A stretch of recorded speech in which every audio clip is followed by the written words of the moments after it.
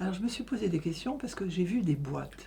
J'ai dit, est-ce que c'est une exposition de boîtes, boîtes fermées avec des rubans de couleurs différentes.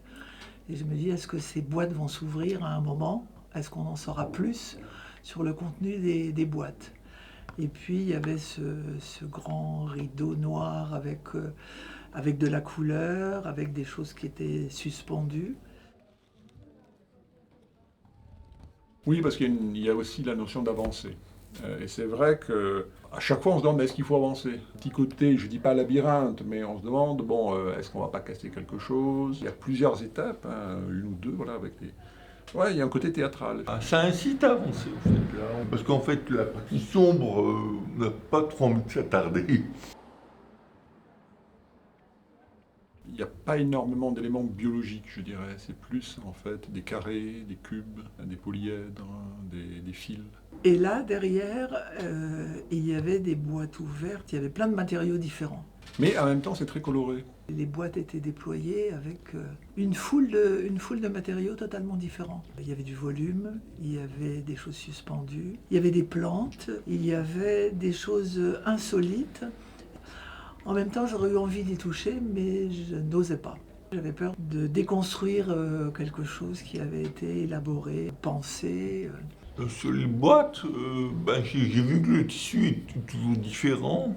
Il y a toujours des couleurs différentes. On voit pas trop à quoi correspond chaque boîte. Si chaque boîte a une signification particulière. En fait, j'aurais voulu plus pouvoir toucher, mais là, comme c'est des fils, j'avais trop peur de tout casser. C'est ce qui manque en fait quand on est malvoyant. Les sculptures qu'on a pas toucher dans le musée, ça c'est pénible ça. Ensuite, il y avait un autre rideau qui était beaucoup moins vif. On avait l'impression que les teintes étaient un peu passées, comme quelque chose qui serait resté au soleil très longtemps. Moi, ça m'a rappelé 2000 ans d'essai de l'espace et la dernière partie. Il y a toute une séquence où le héros, enfin des héros, traversent une espèce d'espace-temps et donc il y a tout un ensemble de couleurs comme ça qui se succèdent. Et puis jusqu'à l'arrivée finale avec le monolithe qui réapparaît à la fin du film. La dernière phase m'a laissé... j'ai été très très surprise. Je me suis demandé, est-ce qu'il s'agit de pierre? Pourquoi ces miroirs? La couleur m'a un peu déconcertée. C'était à la fois une forme abrupte, ça fait un choc, cette partie un peu brute, abrupte, et avec ces miroirs qui renvoient les formes.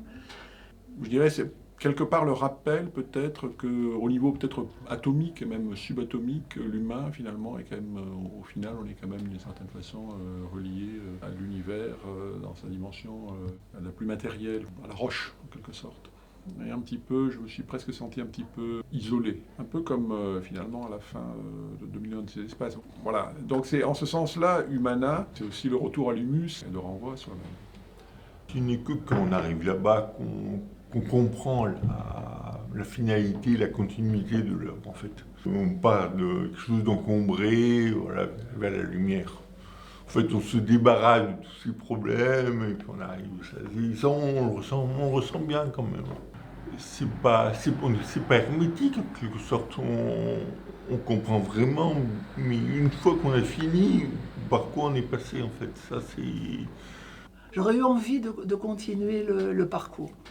Je verrais bien terminer par quelque chose davantage au sol. Vous savez, comme un coucher de soleil ou un lever de soleil, ou le soir, d'un seul coup, on est dans la lumière, dans les formes, et d'un seul coup, il y a une forme un peu apaisante. Ce qui est intéressant aussi, c'est de voir comment on est confronté aux limites. Hein, comment on se confronte soi-même aux limites. Est-ce qu'on ose toucher? Est-ce qu'on ose... Ce que je ressens aussi, c'est quelque chose de très ludique. C'est-à-dire l'envie d'explorer des matériaux, et je dirais presque chiche, comme un peu l'imagination. Et si on faisait ceci, vous savez, et si on essayait cela, et si le ressenti c'est très joyeux. Par la couleur, je dirais presque cache-cache. Hein, qu'est-ce que je vais découvrir derrière? Si j'y retourne, est-ce que je vais encore découvrir quelque chose que je n'ai pas encore vu? Parce que c'est foisonnant aussi. Il me semble que c'est une exposition qui est d'abord dont l'objectif est de poser des questions plus que véritablement d'apporter des réponses, mais c'est, me semble-t-il, un petit peu la règle du jeu. Je crois que c'est dans Gulliver, la salle des questions, enfin le bureau des questions. C'est un miroir en ce sens-là. Peut-être les miroirs sont là justement pour montrer, pour rappeler que le miroir, c'est pour qu'on trouve sa réponse soi-même, quoi, à sa propre question.